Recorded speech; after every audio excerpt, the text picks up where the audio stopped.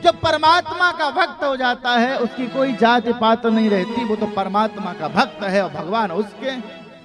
मेरे परमात्मा मेरे हरि के भक्त है विदुर जी, उद्धव जी, और दोनों भक्तों का जब संग हुआ, दोनों भक्त आपस में मिले तो चर्चा चल रही थी, भैया भगवान भक्तों को तो बचाते हैं और दुष्टों का भगवान श्रृंगार कर देते हैं, ऐसा क्यों करते हैं? एक बात मैं आपको बता दूं, परमात्मा कभी किसी को मारते नहीं हैं, परमात्मा कभी किसी को बचाते नहीं हैं, कभी परमात्मा किसी को सुख नहीं देते, परमात्मा कभी किसी को दुख नहीं देते हैं। लेकिन मेरे परमात्मा क्या देखते हैं? उसके कर्म देखते हैं। कर्मणा जायेत जंतु कर्मणि बबिलीयते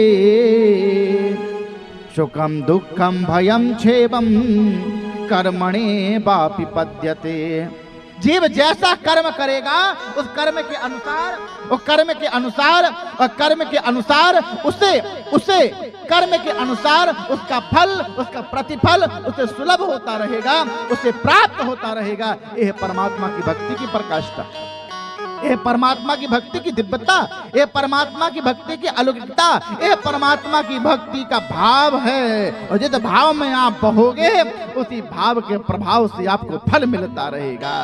मानस पुत्रों को इतना क्रोध आया, जो भक्त और भगवान से मिलने में बाधा को प्रागट्य कर देवे, जो भगवान से, भगवान के भक्तों से दूर कर देवे, वो तो राक्षस के समान है। और आज परमात्मा की शरणागति में निवास करने वाले, शरणागति में निवास करने वाले, शरणागति में रहने वाले जय और विजय को मानस पुत्रों ने श्राप दे दिया, जाओ बोले तुम राक्षस हो जाओ।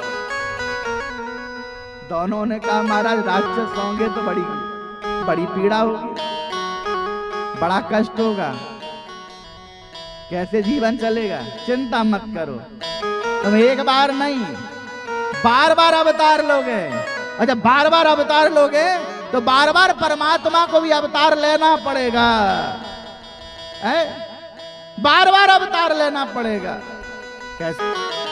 मेरे हरि जय और विजय को कहते तुम जाओ बनो राक्षस, जब तुम राक्षस बनोगे तो हम भगवान नर लीला करने के लिए हम आएंगे। आज वो जय और विजय माता दिति के गर्भ में आए, माता दिति के गर्भ का तेज देखिए कितना विशाल है। एक बात मैं आपको बताऊं, जो जिसका उपासक होता है बिल्कुल रूप भी स्वरूप भी वैसे ही हो जाता, क्रिया भी वैसे ही हो जाती है।